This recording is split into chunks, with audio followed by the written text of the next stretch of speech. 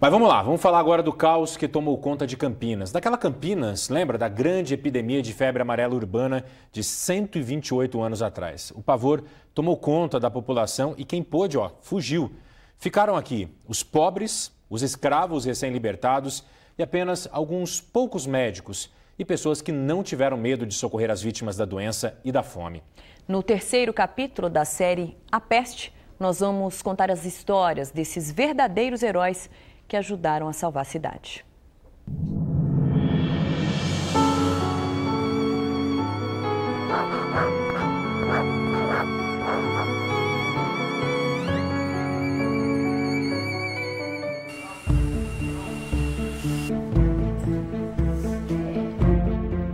De cidade rica e próspera, Campinas mergulha no caos. A epidemia da febre amarela avança sem piedade. O mês é março de 1889. Não há como manter a rotina. Escolas dispensam os alunos. Apavorados, comerciantes fecham as portas das lojas. E muita gente foge da cidade com medo da doença. Muita gente fugiu de trem, de trole, de carroça. E o trem passava por aqui, o maquinista tinha medo de parar em Campinas. Campinas começava a se urbanizar nessa época? Como que era a cidade? Campinas era uma cidade bonita, elegante, por causa dos barões de café. Tanto que Campinas estava nessa época em grande disputa com São Paulo. Campinas tinha toda a oportunidade de ser a capital de São Paulo. O progresso e a riqueza da cidade próspera do interior se mudam para a capital. Os grandes fazendeiros foram para São Paulo e deram progresso para São Paulo. Enquanto isso, Campinas começou a ter um declínio por causa da febre. Só ficam em Campinas aqueles que não têm condições de buscar refúgio fora. A classe mais pobre, formada por operários, imigrantes e ex-escravos. Em todas as bocas há uma palavra de maldição contra a peste, que persegue Campinas. E a florescente cidade paulista vai imergindo na desolação, cercada de uma sombra funesta, feita de luto e de saudades, de desespero e de medo. A situação de calamidade desperta o poder solidário de campineiros ilustres. Um deles é Cônego Neri, que anos depois passaria a ser chamado de Dom Neri, o primeiro bispo de Campinas. Muitas vezes, quando ele ia a alguma casa onde havia um enfermo, a mãe falecia, o pai falecia, ele voltava para a casa dele com um bebê e entregava para a mãe dele cuidar. Desse gesto de caridade surge o Liceu de Artes e Ofícios, escola tradicional de Campinas. Dom Neri se une a uma mulher muito generosa, Maria Umbelina Alves Couto. Ela teve a ideia de criar um abrigo para acolher os órfãos da febre amarela. E começou numa campanha, isoladamente, pelas ruas, buscando recursos para criar uma instituição. Dom Neri se aproximou dela para comungar esse projeto. Por quê? Porque nessa época, 1889, 1890, uma mulher da sociedade não caminhava pelas ruas de casa em casa pedindo auxílio. Maria Umbelina Couto e Dom Neri conseguem o dinheiro para erguer o prédio num terreno doado por um fazendeiro. Os primeiros a serem matriculados, sem dúvida, foram os órfãos, principalmente esses órfãos que estavam acolhidos na casa de Dom Neri, sendo cuidados pela mãe dele. A atuação de Dom Neri assim, foi muito significativa, porque supriu políticas públicas de atendimento aos órfãos, como também a Maria Umbelina Couto. Ela recolheu inúmeros órfãos em suas chácaras e fazendas. Dom Neri também é protagonista de outro capítulo importante na luta travada contra a febre amarela.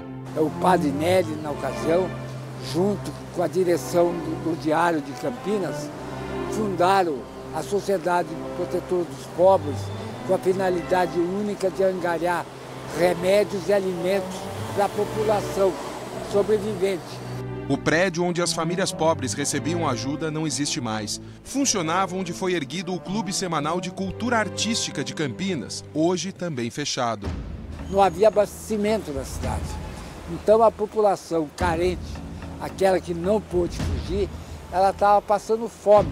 Tinha que vir até aqui para pegar os alimentos. Aqui para poder conseguir alguma coisa para se alimentar.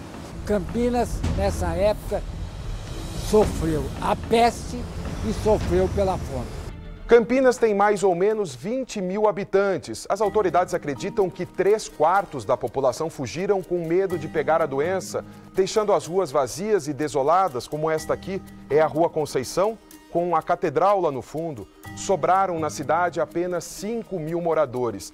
Se a epidemia fosse hoje e houvesse uma debandada dessa proporção, Campinas, que tem mais de 1.100.000 habitantes, ficaria com menos de 300 mil pessoas. O medo de pegar a febre amarela está de volta 128 anos depois. Só que agora tem uma diferença: não há motivo para desespero.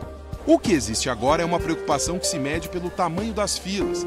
E elas não estão restritas aos centros de saúde. Alguns lugares ficam pequenos para receber tanta gente. E a grande procura se torna um teste de paciência. Melhor ficar na fila do que ficar doente. Essa é a única forma de se proteger da doença. Medo é grande? Medo é, né? Quem é que não tem medo, velho?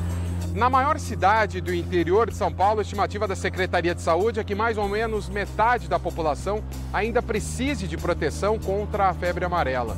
Mas essa preocupação que paira no ar não chega nem perto do pânico vivido no passado, pelo simples fato de que hoje há prevenção e o temor termina num posto de saúde.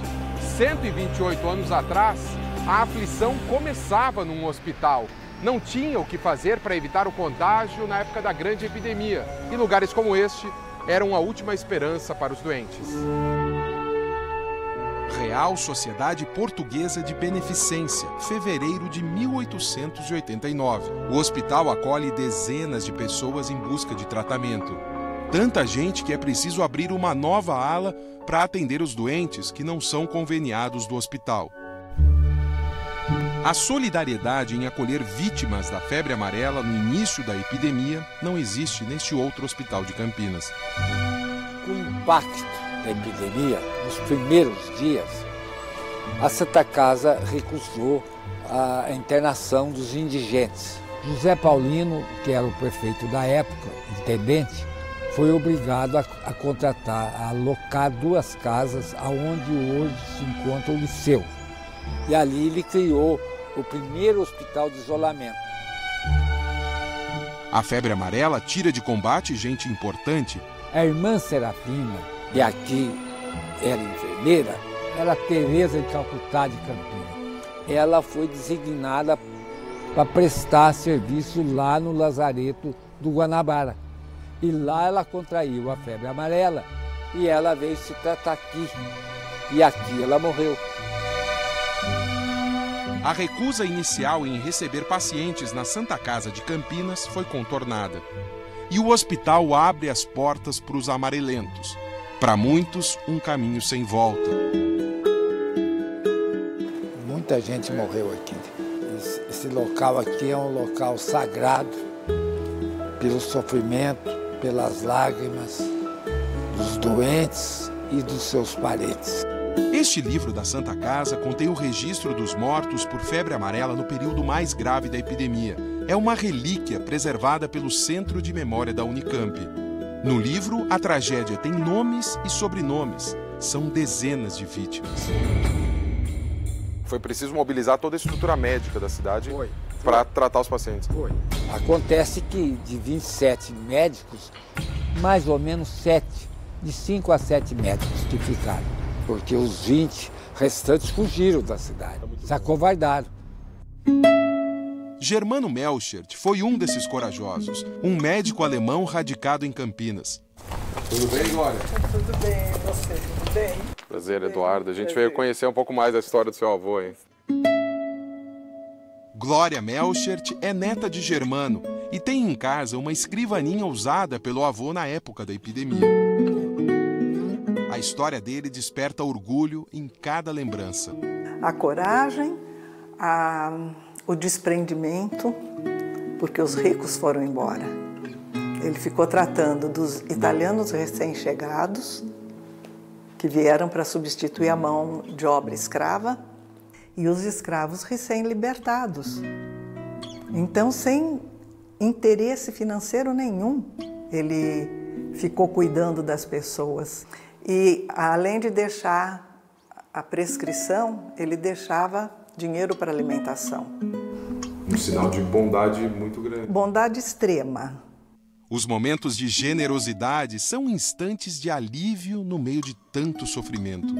Certa feita, ele tentou entrar numa casa, teve resistência para conseguir abrir a porta, era um cadáver. Então ele ajudava, como médico, ajudava a recolher corpos, fazia tudo o que fosse necessário. Por pouco, ele também não sucumbe à doença. Ele pegou febre amarela e ainda debilitado continuou trabalhando. Em nenhum momento deixou a população, nem ele, nem Ângelo Simões e nem Costa Aguiar. No caso de Costa Aguiar, uma luta solitária e sofrida, longe da família. Esta antiga fazenda de café aqui em Itu pertencia ao sogro de Costa Aguiar, Virgílio Augusto de Araújo. O casarão do século XVIII serviu de refúgio para a mulher do médico, Hortência, e para o filho pequeno, Virgílio, durante a pior fase da epidemia. Costa Aguiar trouxe a família para cá em fevereiro de 1889 e voltou para Campinas para tratar os doentes. De fevereiro a maio é só por cartas que o médico fala com a família. São cartas que ele revela uma grande dor. Ele só via miséria, morte, gemido, dores, o dia todo, a noite toda. Em maio de 1889, quando o médico Costa Aguiar viajou de Campinas à fazenda em Itu para descansar, mal sabia ele que seria vítima da febre amarela. Durante o trajeto, ele começou a sentir os sintomas. E na medida que ele foi chegando à fazenda, os sintomas foram mais se acentuando. E depois disso, quantos dias ele ainda viveu? Menos de 48 horas. Na manhã do dia 20, no domingo, ele veio a falecer.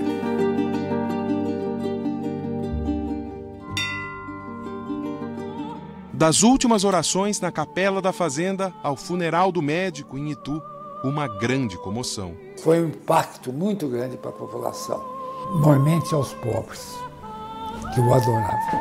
Tanto que ele é considerado o médico mártir de Campinas.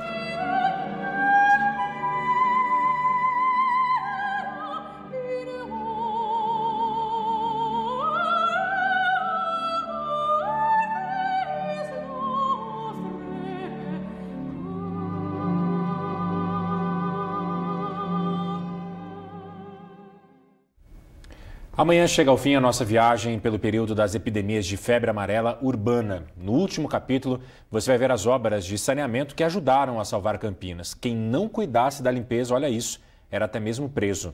E antes mesmo dessa reportagem de amanhã, tem mais conteúdo exclusivo no portal G1. Entra lá então, confira os nomes das ruas de Campinas que guardam aí histórias de heróis da febre amarela. Claro que tem muitas outras curiosidades também. g1.com.br/Campinas ou então /Piracicaba.